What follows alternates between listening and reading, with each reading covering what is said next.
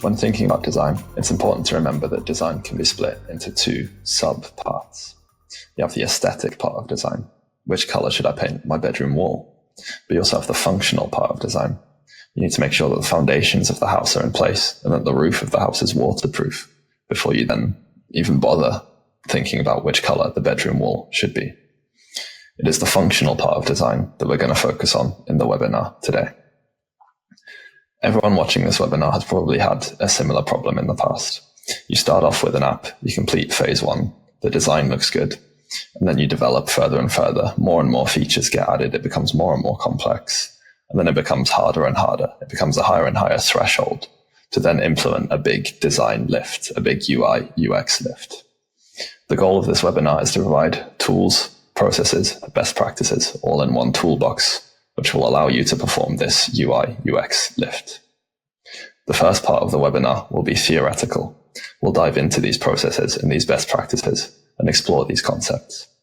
And then in part two, we'll put these theories, these best practices into a practical use case. We'll start off with a design of an app that looks okay, and we'll make it look a lot better. And we'll link it back to these theories and best practices, which we discussed in part one. But before diving into part one and the theories behind good design, why should we as developers actually even care about design in the first place? We have an app, it solves the problem it's set out to solve. So why should we bother with design in addition to that? Well, there are three key reasons for this.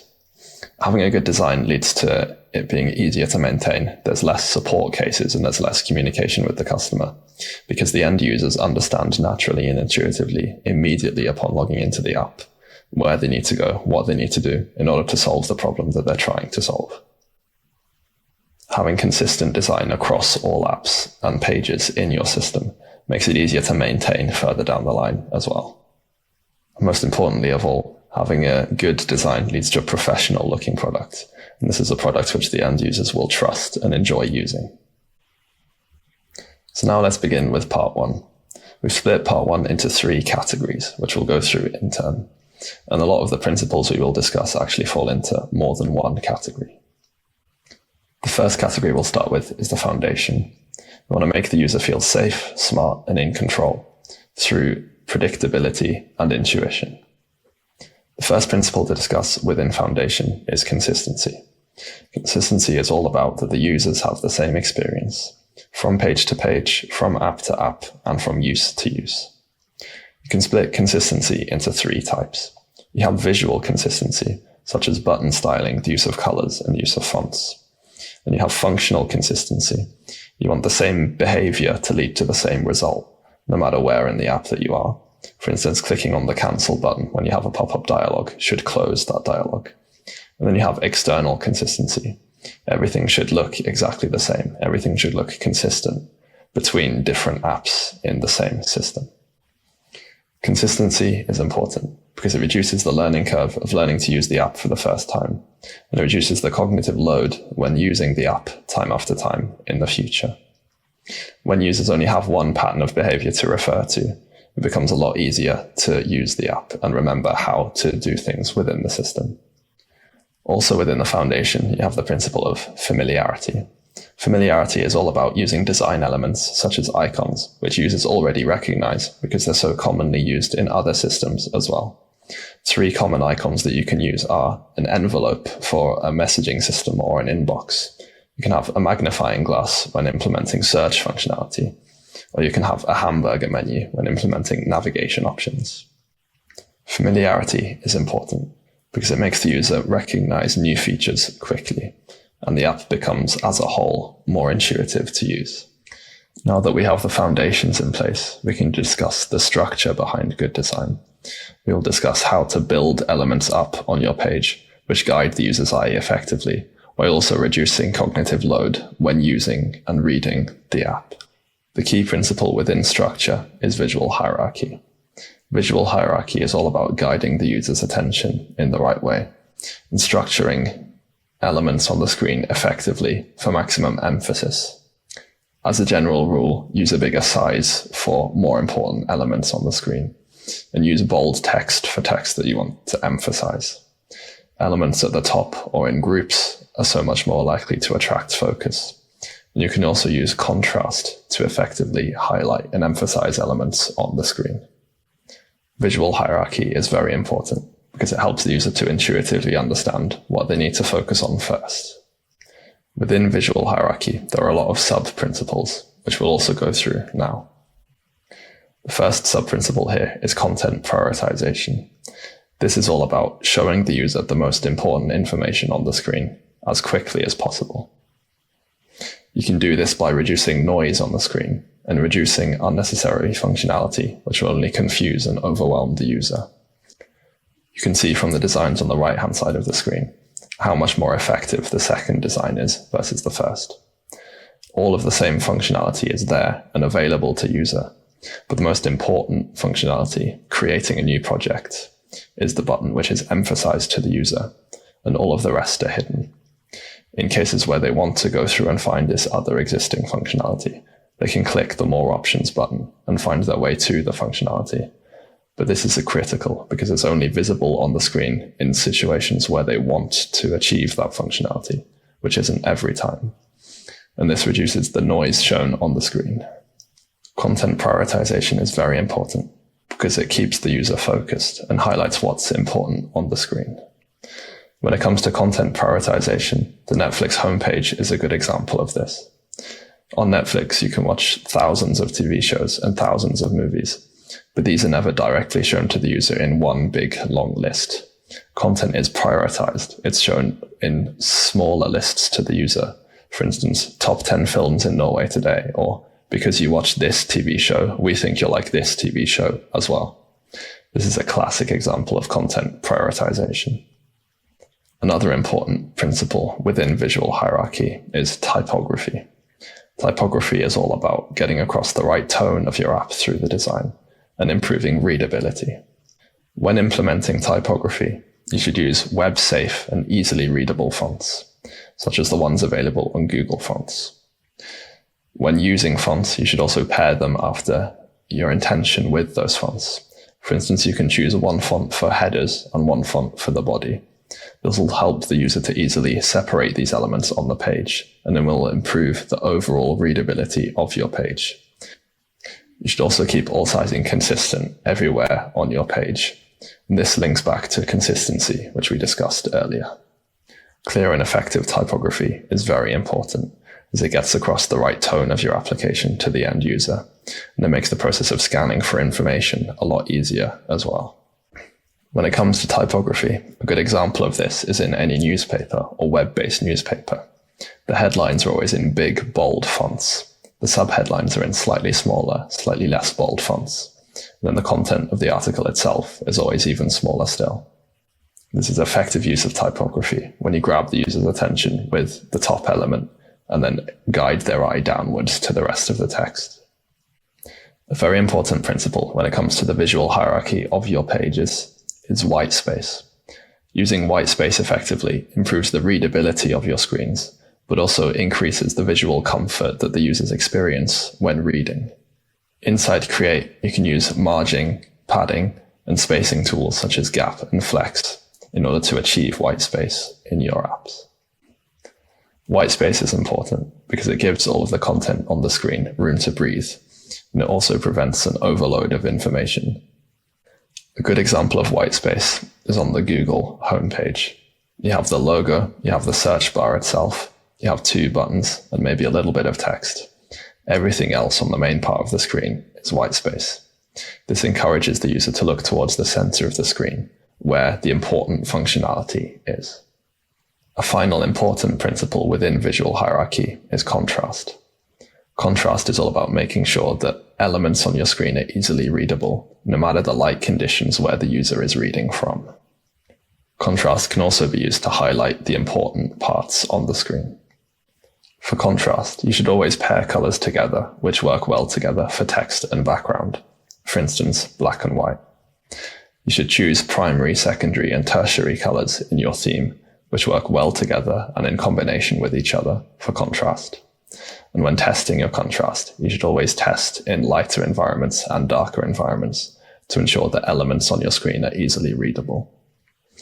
Contrast is especially important when it comes to accessibility of your app, You want to make sure that all users, no matter what, are able to read and understand the content on your screen. The final category in part 1 of this webinar will be the interaction behind good design. You want to make the app easy to use and easy to understand. All well-designed interfaces have clarity. Clarity is all about making it clear and obvious to the user where they need to click or what they need to press or where they need to navigate in order to solve the task they're wanting to solve. You should use labels which explain functionality clearly and effectively. You should limit overloading the screen with unnecessary functionality. And this also links back to what we discussed about content prioritization earlier. And you should use icons purposefully rather than decoratively, as these have a big impact in how understandable a button can be, for instance. Clarity is important because it reduces confusion for the end user and improves efficiency when they are using the app, as they intuitively understand what they need to do and where they need to press in order to solve the task that they're wanting to solve. Navigation within your app should be intuitive and predictable. You should use well-known navigation patterns, such as a top menu or a bottom menu on phones or a side menu. Whichever menu pattern that you use, you should keep the structure shallow and avoid nested menus as much as possible. You should use clear naming, and you should order elements within your menus based on importance and based on how often they will be used. And this will help the user to find what they're looking for more quickly. This is important because it means the user can get where they want to go without unnecessary frustration. A very important principle is also feedback. Feedback is all about giving something back to the user when they've performed an action, to give them reassurance that the input is received and that the system is working to solve the problem. You can, for instance, disable the save button and display a loader instead as soon as the user clicks save. This helps the user to intuitively understand that the save event has been registered and that the system is now working to save the project, for instance. When implementing feedback, you should acknowledge the user's actions immediately. For instance, if the user clicks save on a dialog, you should disable the save button immediately so that the user intuitively knows straight away that the input is received. You should use intuitive visual cues as well when displaying status changes. For instance, a progress bar, which continually updates as the process continues, or at the very least, a loading spinner. And in cases where something goes wrong, if there's an error message from the backend process, you should display this error message to the user in a helpful and easily understandable way, especially in cases where it's caused by something that the user has done wrong. You should effectively highlight where on the screen that this can be corrected, so that the user intuitively understands this is where I need to go and this is what I need to fix in order to make sure that the next time I click save, it will work as I expect. Feedback is very important because it reduces uncertainty in your user base and it builds trust within the system. Everyone watching has probably had a situation where you've clicked on a button on a web page or in a web app and nothing has happened.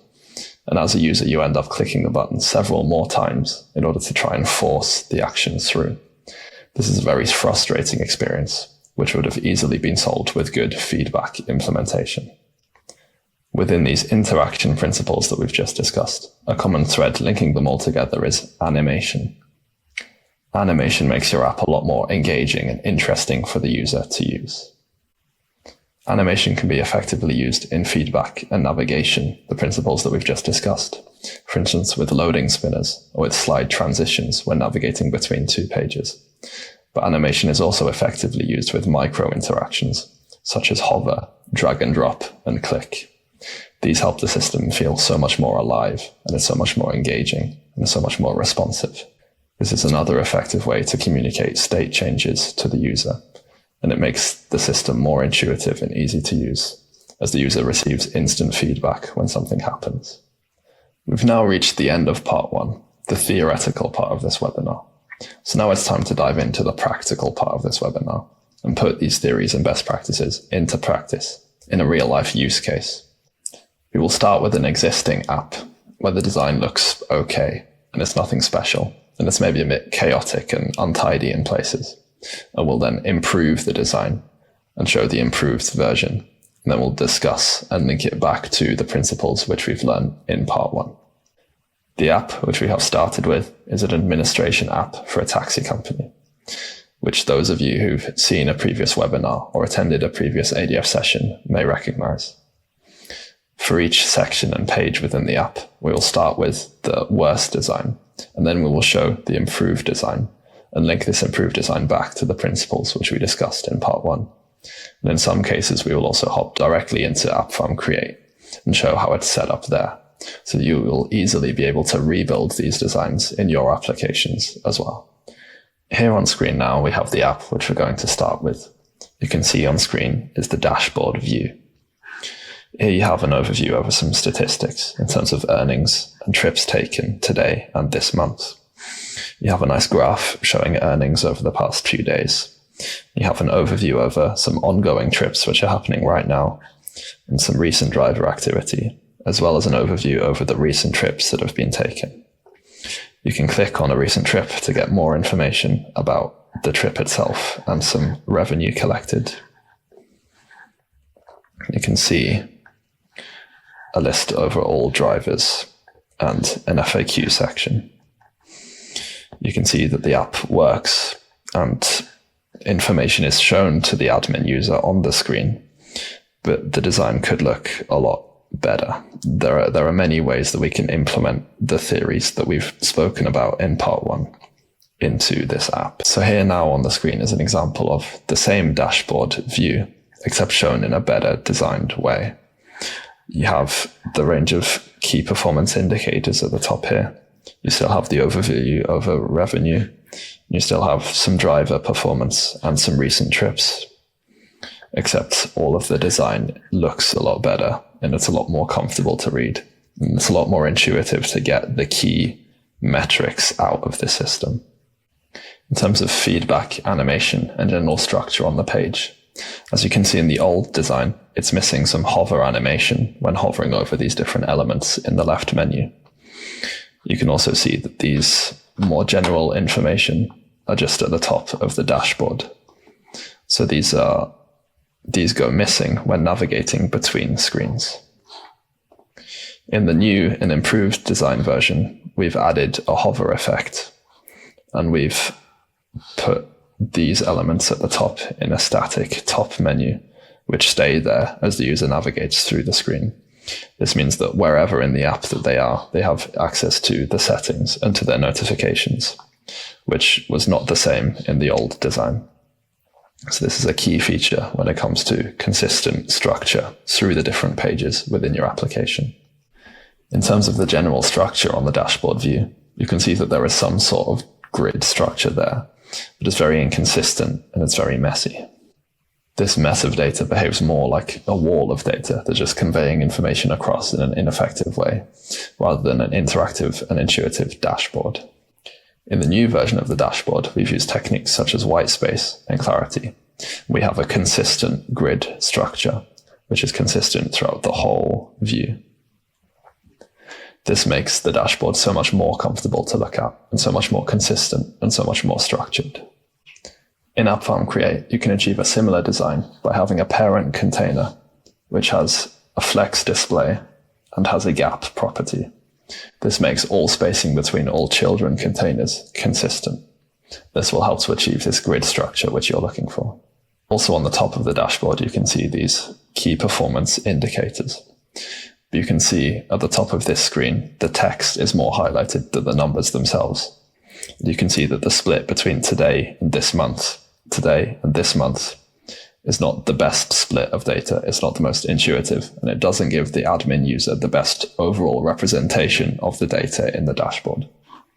So this is something that we've worked with in the new version. In the new version, we've worked with consistency and clarity.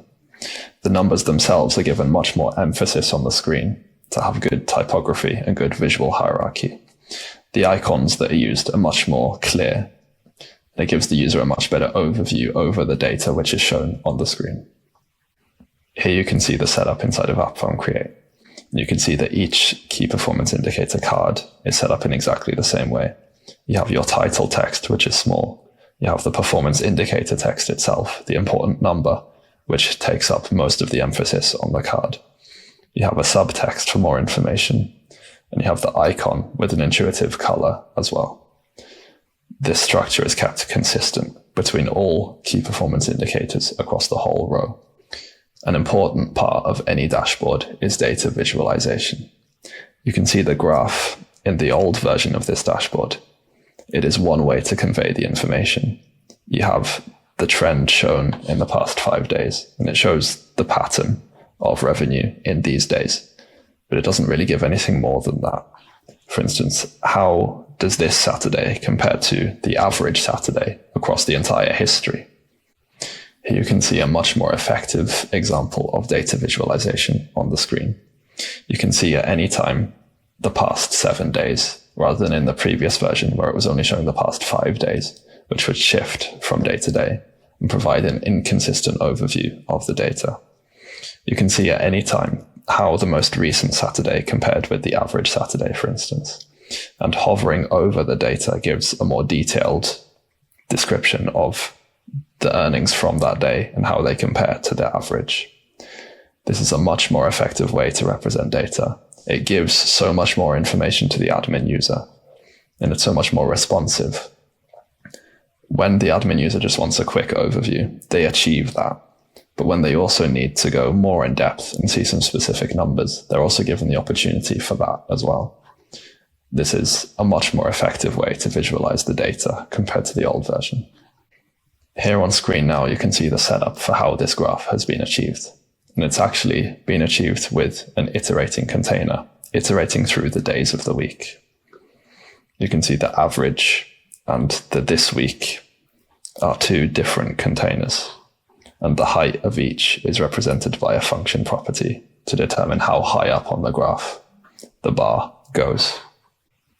And the shadow effect that you can see between the average earnings and the most recent day's earnings are achieved by an offset value on the second container. An extra popover showing more information about the day's earnings compared to the average earnings has a visibility condition, which is steered using the onHover start and onHover end event handlers. Here is a good example of how you can use a simple container to effectively visualize data in a very intuitive way. The next element of the dashboard that we wanted to improve was the driver activity overview. You can see a list of these drivers and you can see their recent activity, but it's not in any sort of logical order. And there's not really any visual representation of how well these drivers rank versus other drivers. There's no way to compare between them. In the new version of the dashboard, this driver section looks like this. We've used the principles consistency, white space, and visual hierarchy. You're still able to see some key information about the drivers, for instance, the number of trips that they've taken today. But here you can see even more key information, such as the driver's average rating, the amount of money that they've earned today, and a comparison progress bar, which you can easily use to compare drivers with each other. The drivers are also ordered in a logical way, which makes the comparison between drivers even easier. In Create, the setup is like this. It's again achieved using a visual container and using these building blocks to achieve the grid rating on the screen. And the width of the progress bar is controlled here using a function property. And this will determine how wide along the screen the progress bar goes. And this gives an effective visual comparison between drivers, which was missing in the old dashboard. This is an easy and dynamic way to be able to compare two different elements in the same list. And this can be incorporated into other dashboards and other pages of apps as well. The final element of the dashboard was information about trips. And you can see in the old version of the dashboard, we had an overview over all trips which are happening right now, as well as an overview over these recent trips, with an opportunity directly to be able to edit and delete these trips. This doesn't give a very good overview of this data, and it's not very comfortable to look at. And there are better ways to structure this data. In the new version of the same dashboard, we've used content prioritization alongside clarity and white space. The ongoing trip section has been removed completely because this was less important. And instead, we've given some love to the recent trips section. A lot of visual noise has been removed, and instead these elements have been stretched across the whole screen, and a lot of white space has been put in between the sub-element. This makes it a lot easier to interpret and scan the information quickly, and it's a lot more comfortable to look at. In this view, we focus on only the necessary elements, and combined effectively with icons and white space. You can see how this leads to a much more comfortable experience, and it's a lot easier to extract the key information from this list. In both the old dashboard and the new dashboard, in the recent trip section, there's functionality to click on a trip and to be able to view more information about that trip. You can see the top row for the old design, which we're looking to improve. It's chaos. It's a complete mess of buttons. The user has to read through every single button to find which button that they need and to be able to then achieve the task that they want to achieve. Actually, really, the most important functionality is the edit button. In the new design, we've used the principles that we discussed earlier of content prioritization and clarity. You can see that this top row now is simplified drastically. What we said about the previous design, that the edit button was the most important functionality. This is the button that is emphasized. This is the only button that is available in the top row. And then all the other buttons are hidden behind this action button.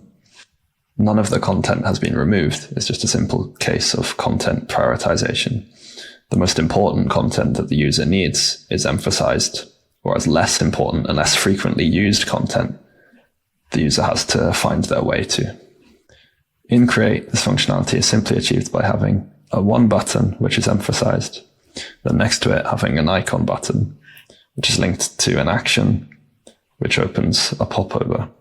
This popover is available underneath, which then brings up the menu, which has the other options available. And clicking on each menu item will then run another action. The next section which we looked to improve in the new design was this section here, where you see the route and the timeline and some driver information and some passenger information. This view is very difficult to scan, and it's a lot of information on the screen at once. And not all of this information is really necessary for the user to know, especially not an admin user who's just looking for some information about the trip. And when they're looking for such information, it should be much easier to scan through and find this information. It should be a lot more intuitive and comfortable to read. In the new design version, you can see that we've split this section into two distinct sections. And this is an example of how we can use visual hierarchy to make information more easy to read and more intuitive. We've also used content prioritization to narrow down the amount of information that the user is presented with. And this removes situations where there's cognitive overload when looking at the screen and it's just a wall of text. The section is split into two parts, one for trip details and one for driver details. And this makes the information on the screen a lot more intuitive to read and a lot easier to scan. This is an example of how visual hierarchy and content prioritization can be used in other situations as well, in order to split information on the screen a bit more logically and make it easier for the user to digest. Maybe the most chaotic element of this view is the trip details and payment details section that we can see underneath. Trip details is, again, kind of a wall of text, and it isn't the most easy to scan and extract information quickly. And payment details is just a mess of colors which don't really contrast to each other, and it becomes cognitive overload by looking at it, just because there's a lot of colors, and the colors aren't really necessary to the functionality. So this is a case of needing to simplify this view, removing an attempt at a new and different design that doesn't actually work in practice, to then focus on the key and important information which is on the screen. In the new sections here, you can see that we've used the principles clarity and consistency in order to calm the design down. We're keeping the design consistent with other elements in the rest of the app and on the rest of the screen. So there's no need for that dark blue background to stand out in such a violent and unintuitive way. We've changed the background color to a more light blue color, and this still attracts the user's attention to the payment details section. It's still the most important content on the screen, but it does this in a more subtle way. It attracts the user's eye without screaming for attention. You can see that the numbers in green still indicate profit, and the numbers in red still indicate loss and expenses. And then we can still see this overview, and we can still see the overall profit made from this trip. The important information is still shown to the user. It's just shown in an easier and more intuitive way and a less chaotic. What we have on the screen right now is a classic example of a data dump, which you can often see in these admin apps.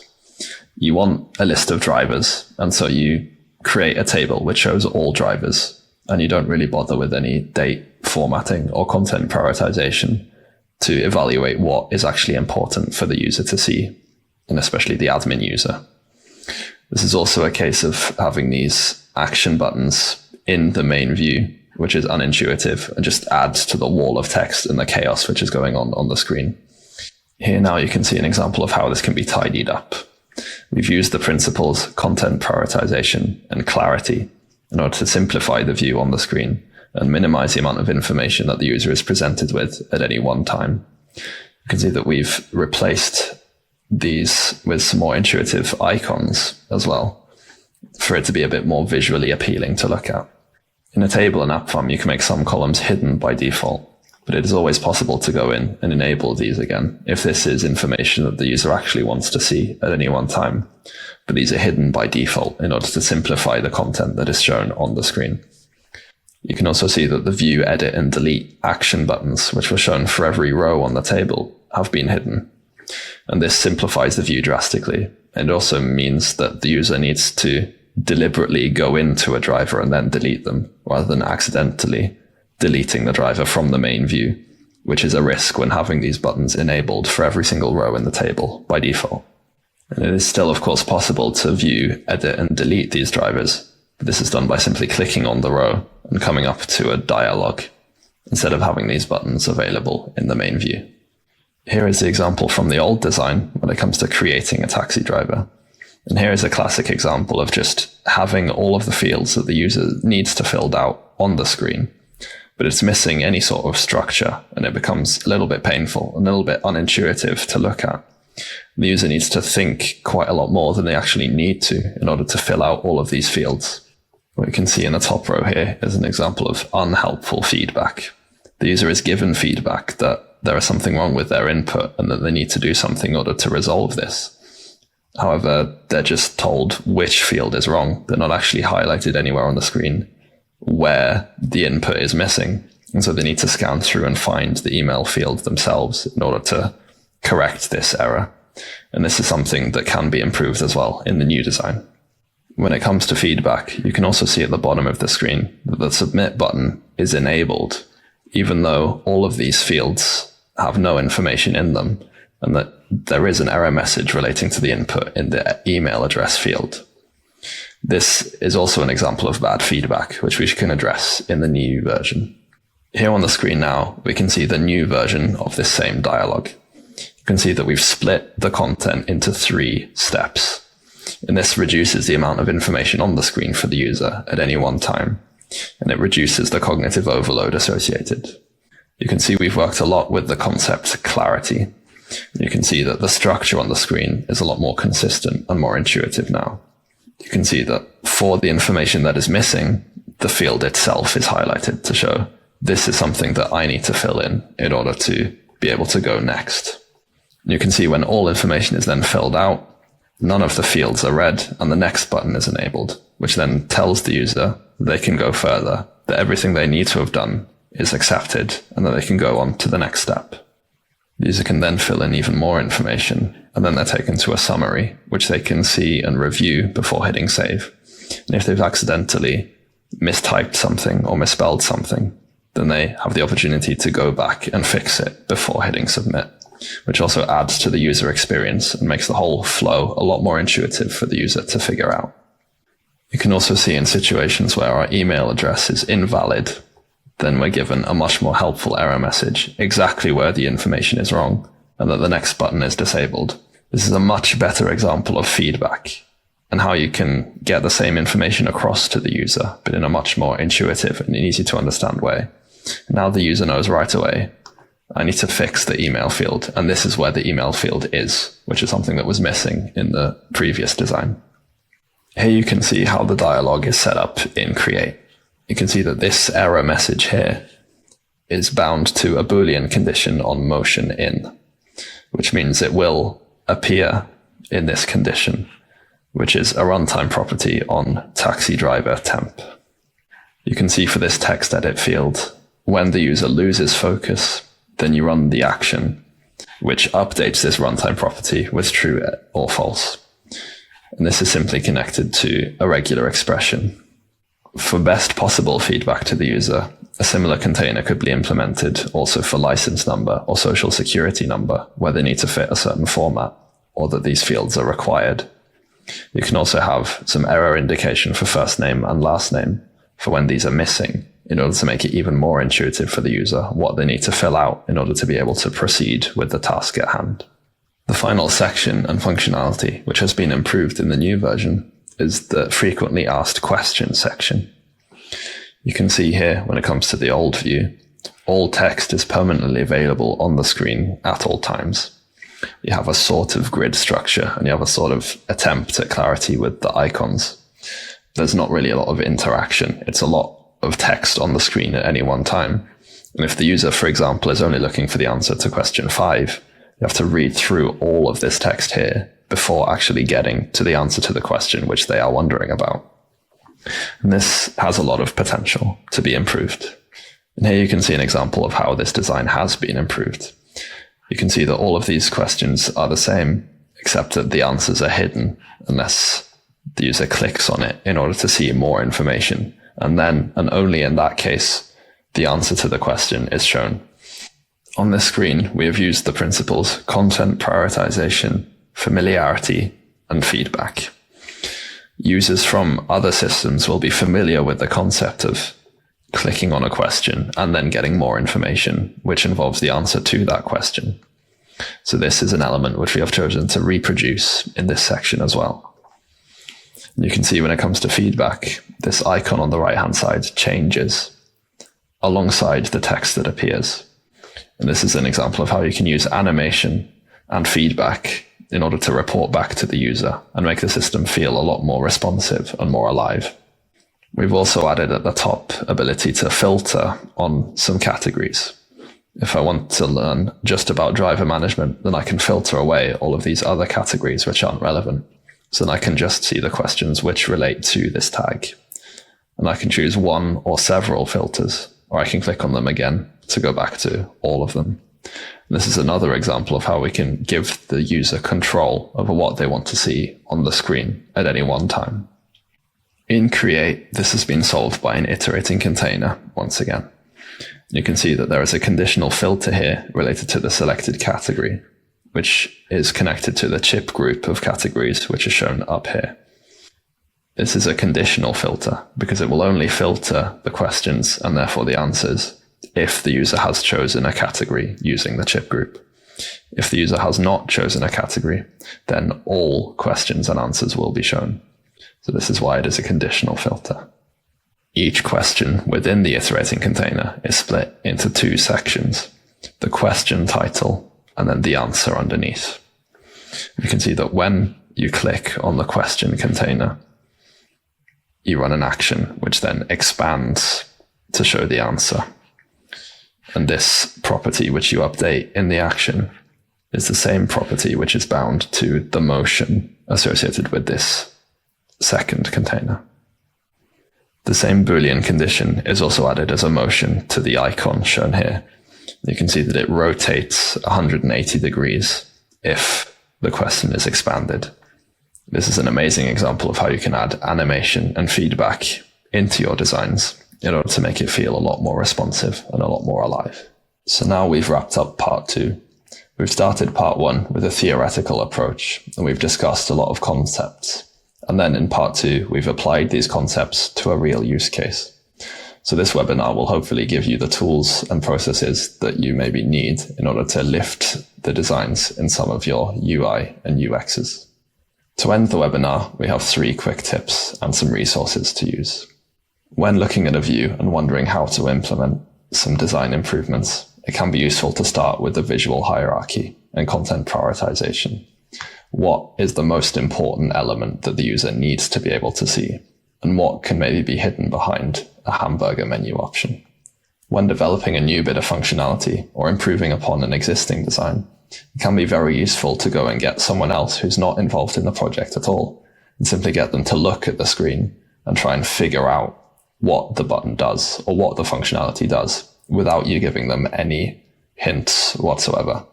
This can help to gauge how intuitive and how usable this design is, or if there's any small things that can be tweaked in order to make it even more intuitive for a user logging in for the first time and seeing the functionality for the first time.